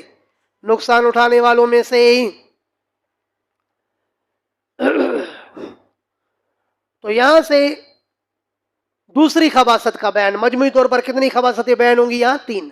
اب دوسری خباثت وہ کیا کہ اللہ رب العالمین نے یہود کے عبادت کے لیے ہفتے کے دن کو مقرر فرمایا تھا۔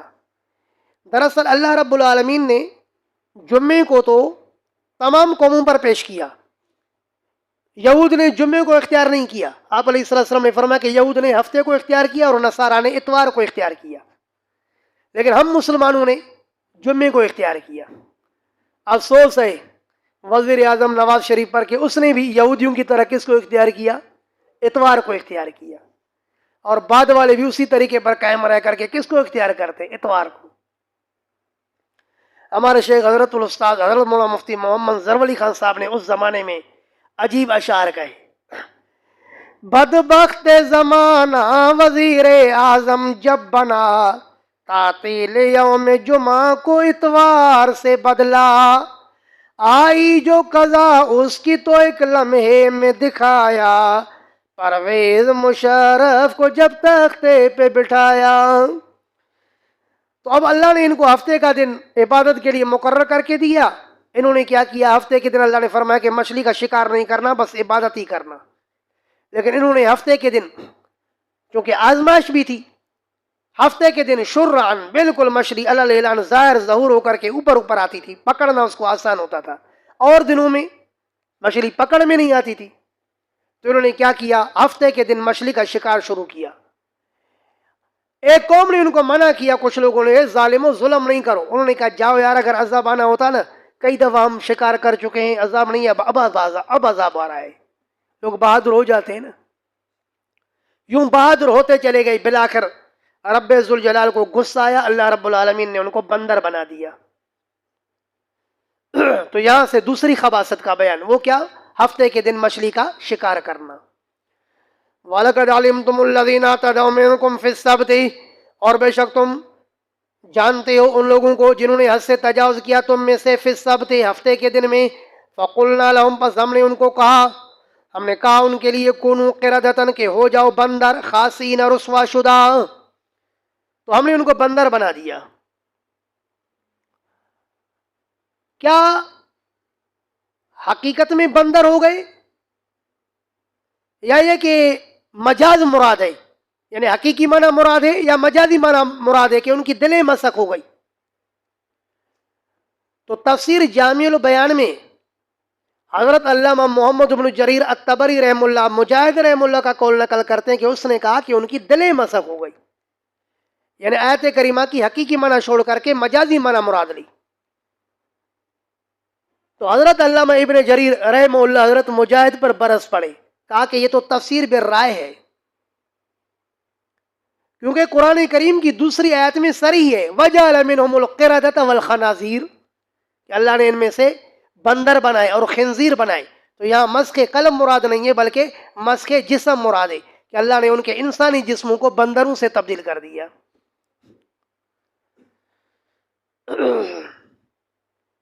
فَجَعَلْنَاهَا نَكَالًا، پس بنایا ہم نے اس مسخ کو. ہا کا ضمیر کس کی طرف راجع ہے؟ مسخ، ای المسخۃ مدارک.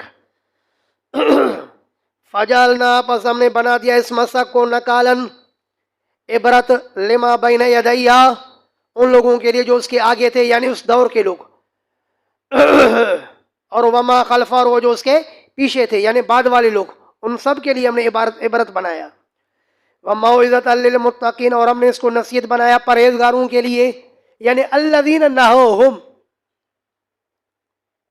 وہ جماعت جو ان کو منع کر رہی تھی کہ مچھلی کا شکار نہیں کرو، اللہ ناراض ہو جائے گا، ان کے لیے اللہ پاک نے اس کو نصیحت بنائی کہ دیکھو تم حق پر رہے تو الحمدللہ تم بچ گئے نا، اگر تم ان کو منع نہ کرتے تو تم بھی انہی کی طرح بندر بن جاتے. تو ان کے لیے نصیحت ہوئی متقین اور پرہیزگاروں کے لیے جو ان کو منع کر رہے تھے کہ مچھلی کا شکار نہیں کرو.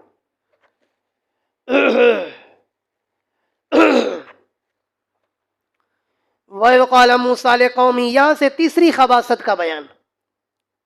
وہ خباثت کیا تھی؟ کہ عامل نامی ایک شخص تھا، بہت بڑا مالدار تھا، اولاد تھی نہیں، تو اس کے بھتیجے نے سوچا کہ چچا کو جلدی قبر میں پہنچاؤ، سمجھے بات، تاکہ یہ مال مل جائے. تو بھتیجوں نے اپنے چچا کو قتل کر کے اور ایک بستی کے قریب جا کر کے پھینکا. قسامت جانتے ہو نا، جس بستی کے قریب کوئی مقتول پایا جائے گا تو پھر اس بستی والوں کی ذمہ داری ہے نا. تو انہوں نے قتل کر کے ایک بستی کے قریب پھینکا، اور پھر اس بستی والوں پر دعویٰ کیا کہ ہمارے آدمی کو تم نے قتل کیا، لہذا تاوان دے دو. اس بستی والے بڑے پریشان ہو گئے، یار ہمیں تو کچھ بھی پتہ نہیں ہے، ہمیں کیا پتا کہ اس کو کس نے قتل کیا ہے. یہ لوگ موسیٰ علیہ السلام کے پاس آئے اور عرض کرنے لگے کہ حضرت ہمارے اوپر ظلم کیا جا رہا ہے، بے جا الزام لگایا جا رہا ہے کہ ہم نے ان کے آدمی کو قتل کیا ہے، حالانکہ ہمیں اس کا کوئی پتہ نہیں ہے، لہذا کوئی صورت بنائے، ہمیں کسی طرح قاتل کا پتہ چلے تاکہ ہماری جان چھوٹے. تو ظاہر ہے حضرت موسیٰ علیہ السلام عالم الغیب تو نہیں تھے کہ ان کو بتا سکے. حضرت موسیٰ علیہ السلام نے اللہ پاک سے رابطہ کیا، کیونکہ انبیاء کا رابطہ کس کے ساتھ ہوتا ہے؟ ویسے میں آپ کو عجیب بات بتاؤں، میں نے خواب میں ایک دفعہ اللہ پاک کے ساتھ فون پر رابطہ کیا ہے، فون پر باتیں کی ہیں.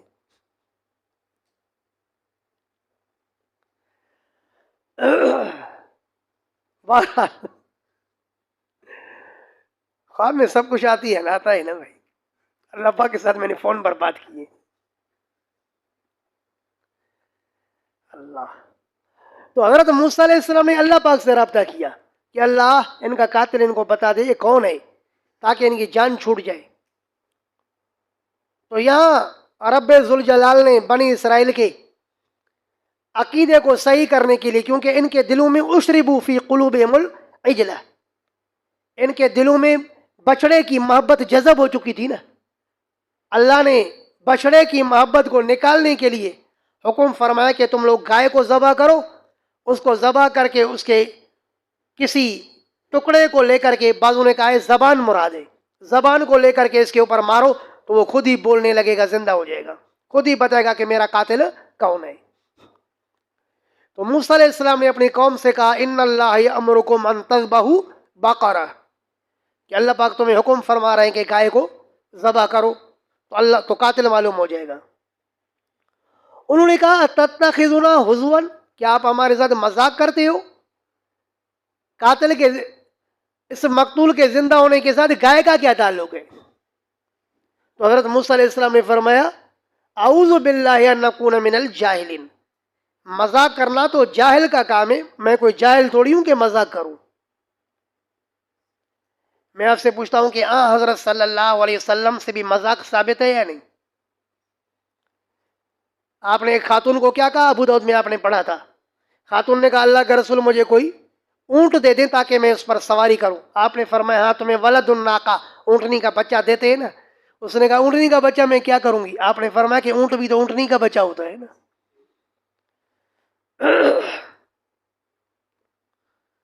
الوافی بالوفیات میں ہے، تاریخ کی کتاب ہے، اور مشکات میں بھی اس کی اصل موجود ہے شرح السنہ کے حوالے سے، کہ ایک بوڑھی نے کہا اللہ کا رسول میرے لیے دعا فرمائے کہ میں جنت میں جاؤں.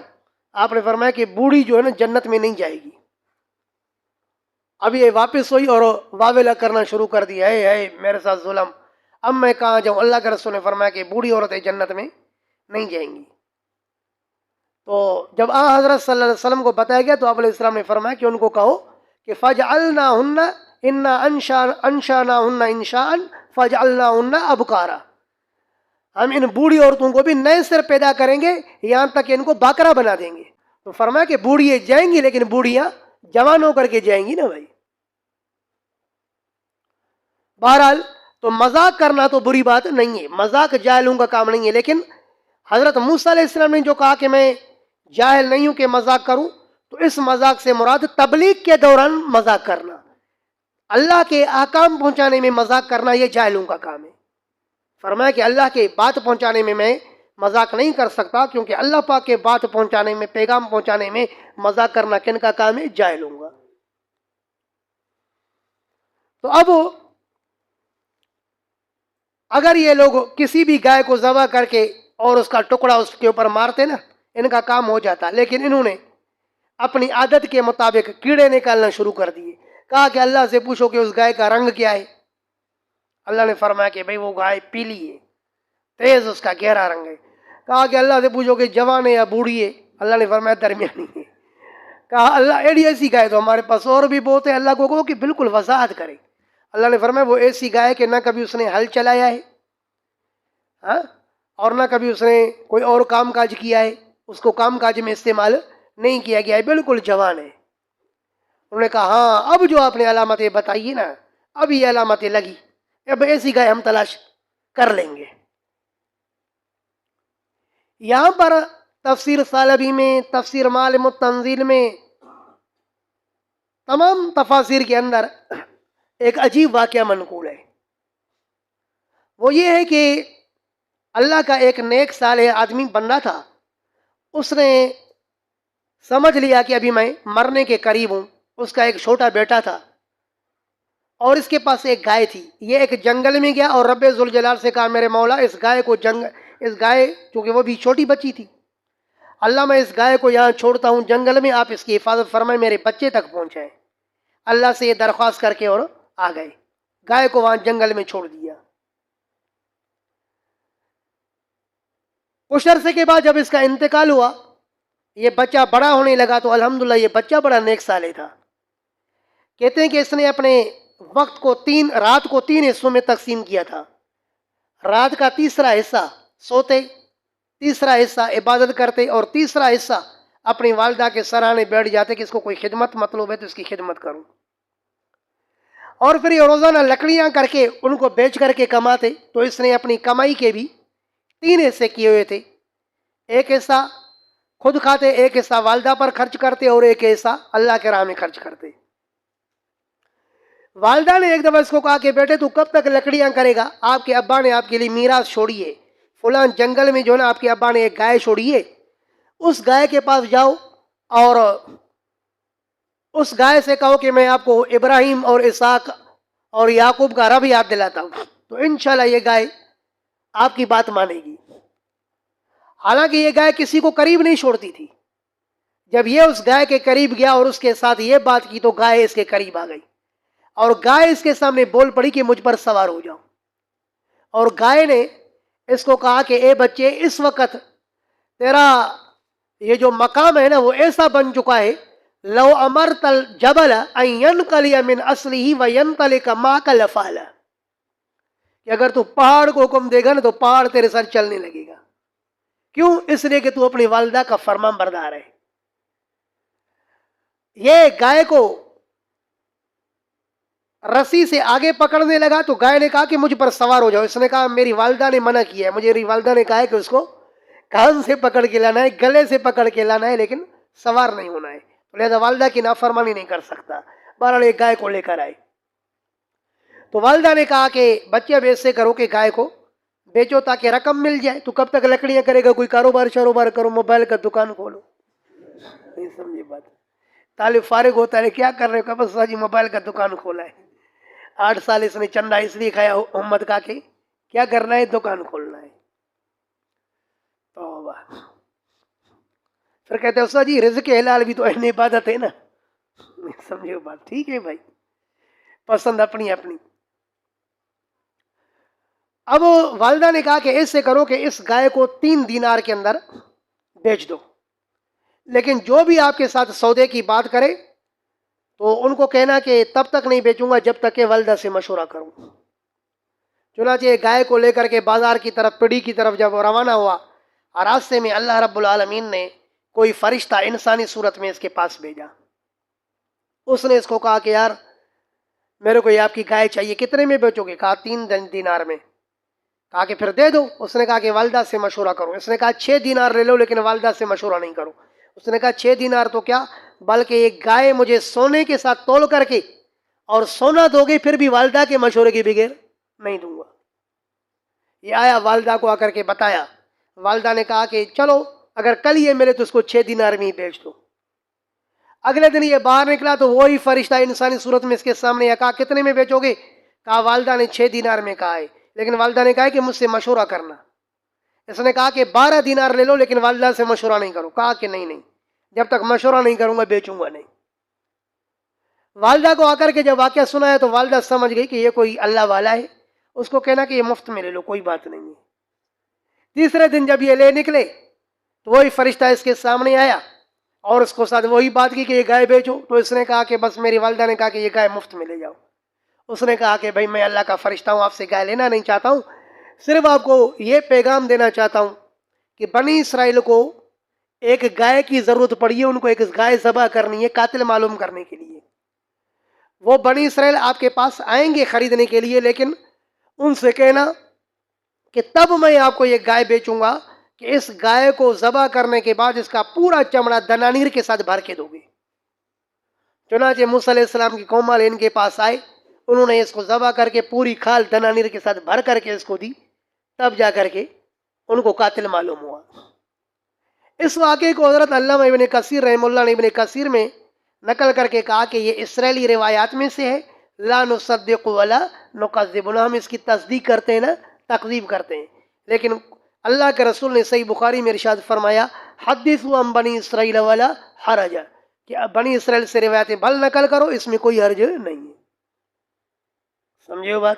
جب قرآن و سنت سے نہ ٹکراتی ہو تو کوئی بات نہیں ہے. اب دیکھو اس کے گائے کی حفاظت کا ہونا، اس کا ثبوت خود اس کی اصل قرآن سے مل رہی ہے کہ خضر علیہ السلام نے جن دو بچوں کے دیوار کو دوبارہ صحیح کیا تھا تو ان کے والد نے وہاں پر خزانہ دفن کیا تھا نا، تو اس کے خزانے کی اللہ نے حضرت خضر کے ذریعے حفاظت کی ہے نہیں کی، تو اس کی اصل موجود ہے، لہذا اس کے تکذیب کی کوئی ضرورت نہیں ہے۔ بہرحال جب انہوں نے گائے کو ذبح کر کے اس کے کسی ٹکڑے کو لے کر کے میت کو مارا تو عامیل نامی میت زندہ ہو گیا، اس نے کہا کہ یہ سارا میرے بھتیجے کا کھیل ہے۔ تو یہاں سے ان کی اس خباثت کا بیان چل رہا ہے۔ عامیل آدمی کا، عامی عین کے ساتھ عامیل۔ اب تو مجھے تکلیف کیوں دے رہا ہے، تیری طرح تلفظ کروں۔ عین نکالنا کتنا مشکل ہے، ہاں وسطی حلق پر زور دینا پڑتا ہے نا۔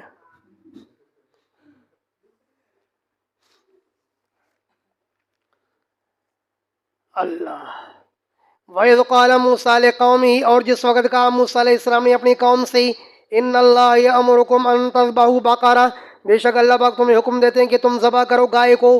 قالوا اتتخذنا ہزوا، کہنے لگے کہ آپ بناتے ہو آپ ہمیں مذاق۔ قال اعوذ باللہ، کہنے لگے میں پناہ مانگتا ہوں اللہ سے، ان اکون من الجاہلین، کہ میں ہو جاؤں جاہلوں میں سے۔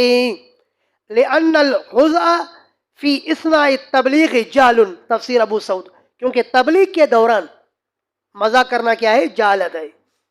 قالوا ادع لنا ربک، کہنے لگے دعا کرو اپنے رب سے، یبین لنا، بیان کرے ہمارے لیے، ما ہی، کہ اس کی صفت کیا ہے، وہ کیسی گائے ہے۔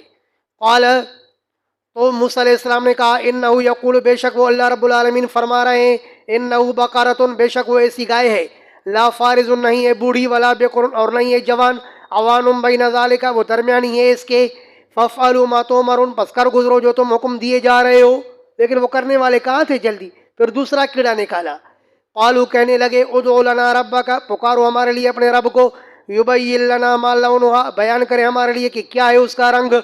قال، تو موسیٰ علیہ السلام نے کہا، انہ یقول، بے شک وہ اللہ رب العالمین فرما رہے ہیں، انہا بقرۃ صفراء، بے شک وہ گائے ہے پیلی، فاقع لونھا، تیز گہرا ہے اس کا رنگ، تسر الناظرین، جو خوش کرتا ہے دیکھنے والوں کو۔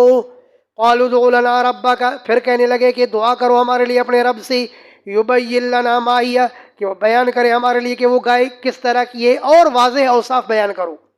ان البقرہ تشابہ علینا، بے شک گائے تو مشابہ ہو گئی ہے ہمارے اوپر، وَإِنَّا إِن شَاءَ اللَّهُ لَمُهْتَدُونَ، اور بے شک ہم انشاءاللہ یقیناً ہدایت پائیں گے اگر آپ صحیح صحیح علامتیں بتائیں گے تو۔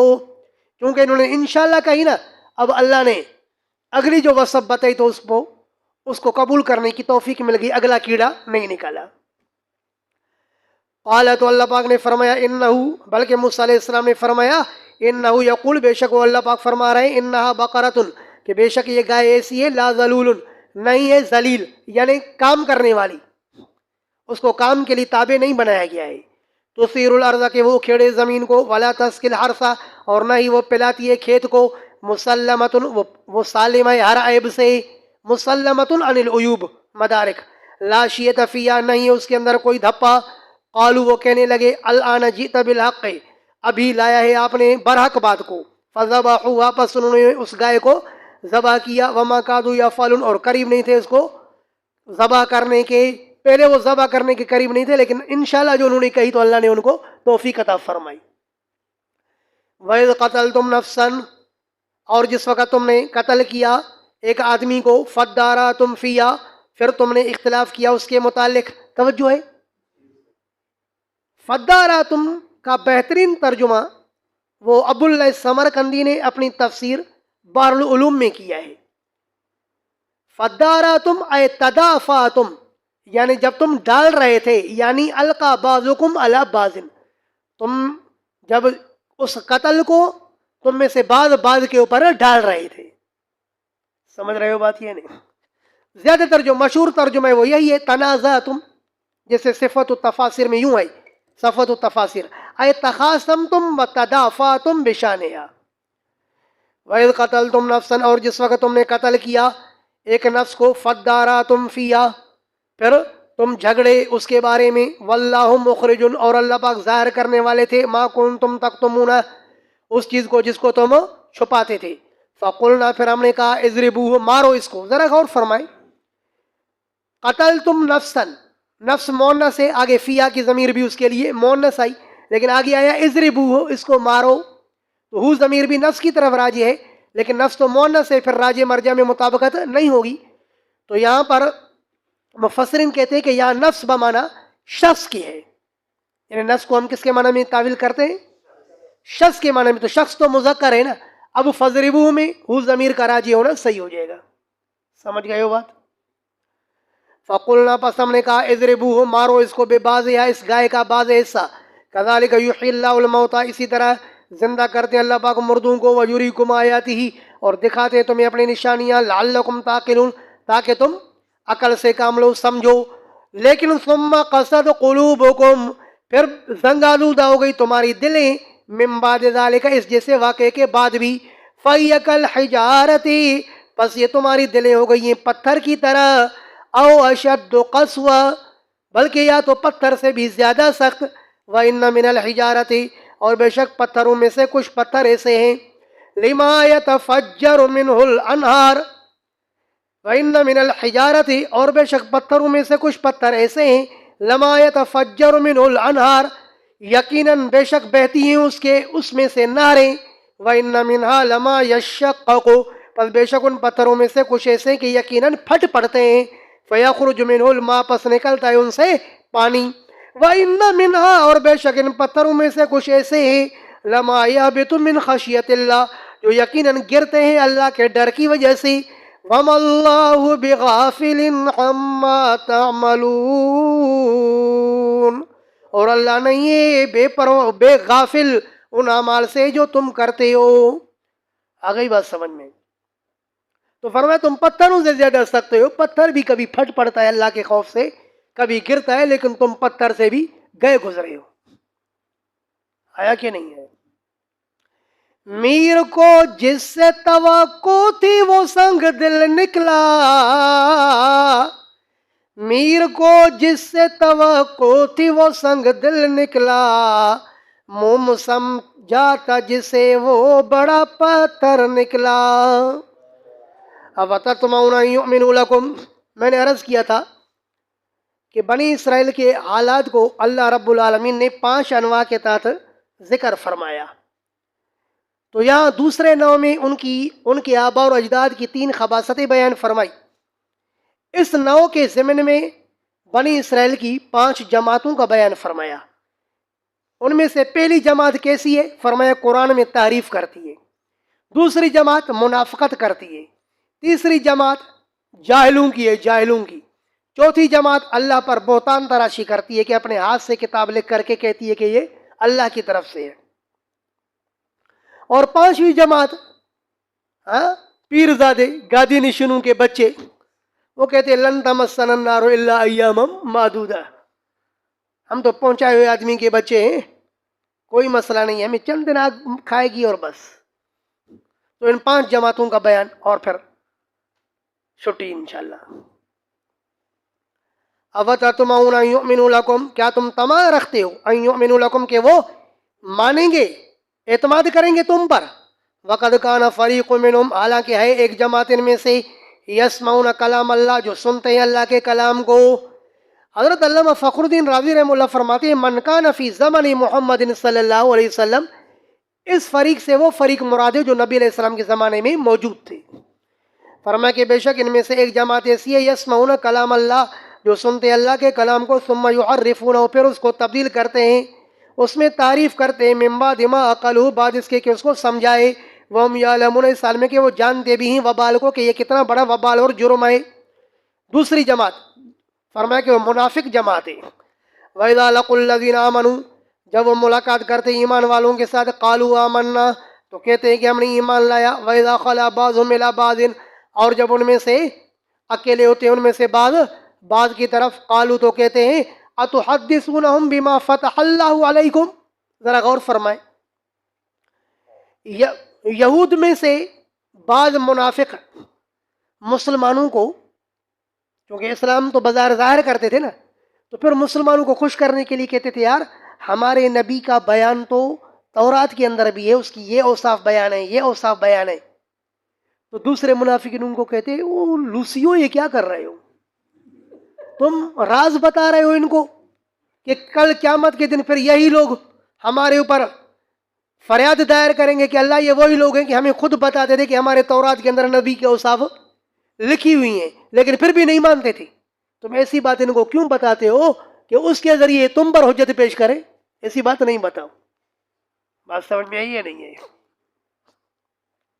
وہ جیسے تعریف قرآن کے اس بات پر ایک رافضی مصرف نوری تبرسی نے پوری کتاب لکھی ہے، فصل الخطاب فی تعریف کتاب رب الارباب، یہ 398 صفحات پر مشتمل ہے۔ جتنی بھی شیعہ کتب کے اندر تعریف قرآن کی روایتی تھی اس نے سب کو جمع کر دیا ہے۔ تو کچھ متاخرین نے اس کے اوپر واویلا کیا ہے، وہ کہتے ہیں کہ اس ظالم نے ظلم یہ کیا، کاش کہ اس کا قلم ٹوٹتا، اس نے دشمن کو اسلحہ دے دیا۔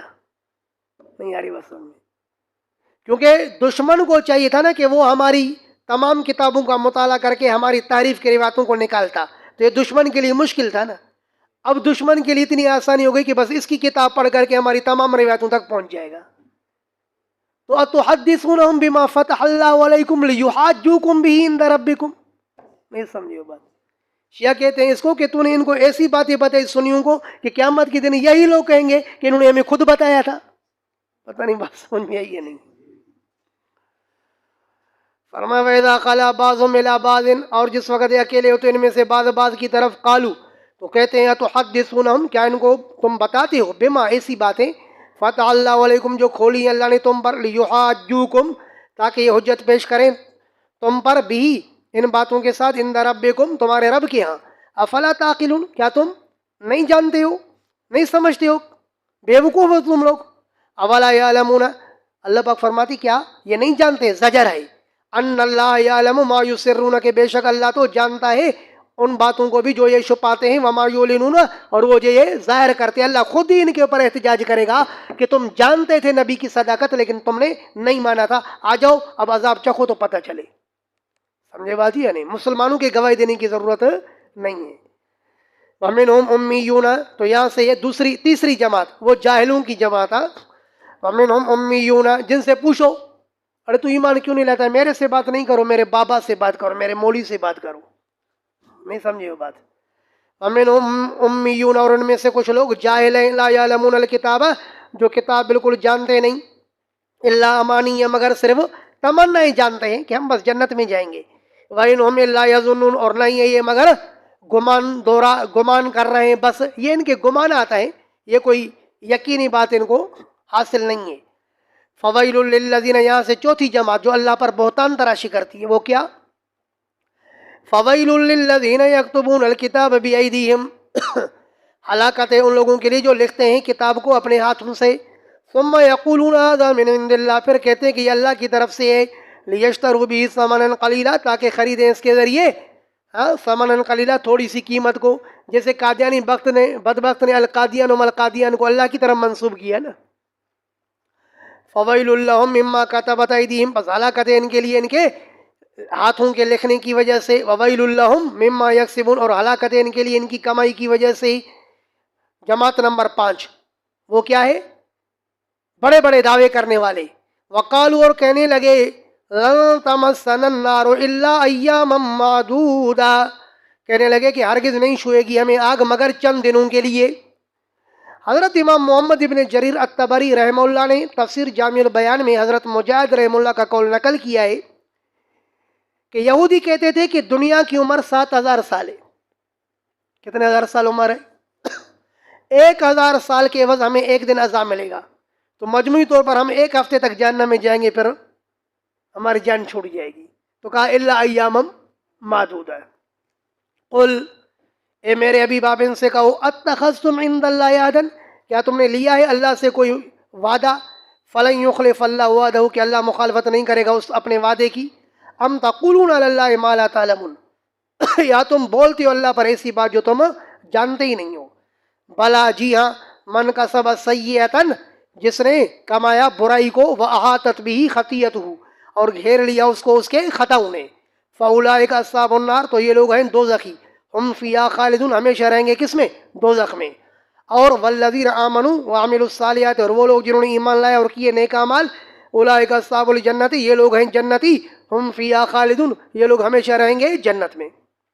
ذرا غور فرمائیں، حضرت علامہ سید محمود آلوسی رحمہ اللہ متوفی 1270 اپنی تفسیر المعانی میں اس مقام پر ایک نقطہ ذکر کرتے ہیں۔ حضرت فرماتے کہ دیکھو یہاں جہنمیوں کے اوپر اللہ پاک نے فا داخل کیا، فاولئک اصحاب النار، کہ وہ لوگ جنہوں نے برائی کمائی، کفر کمایا، تو یہ لوگ کہاں جائیں گے؟ جہنم میں جائیں گے، کیونکہ فا سبب ہی ہے نا، فا سبب بیان کرتی ہے کہ یہ جہنم میں کیوں جائیں گے؟ ان کے بدعملی کی وجہ سے۔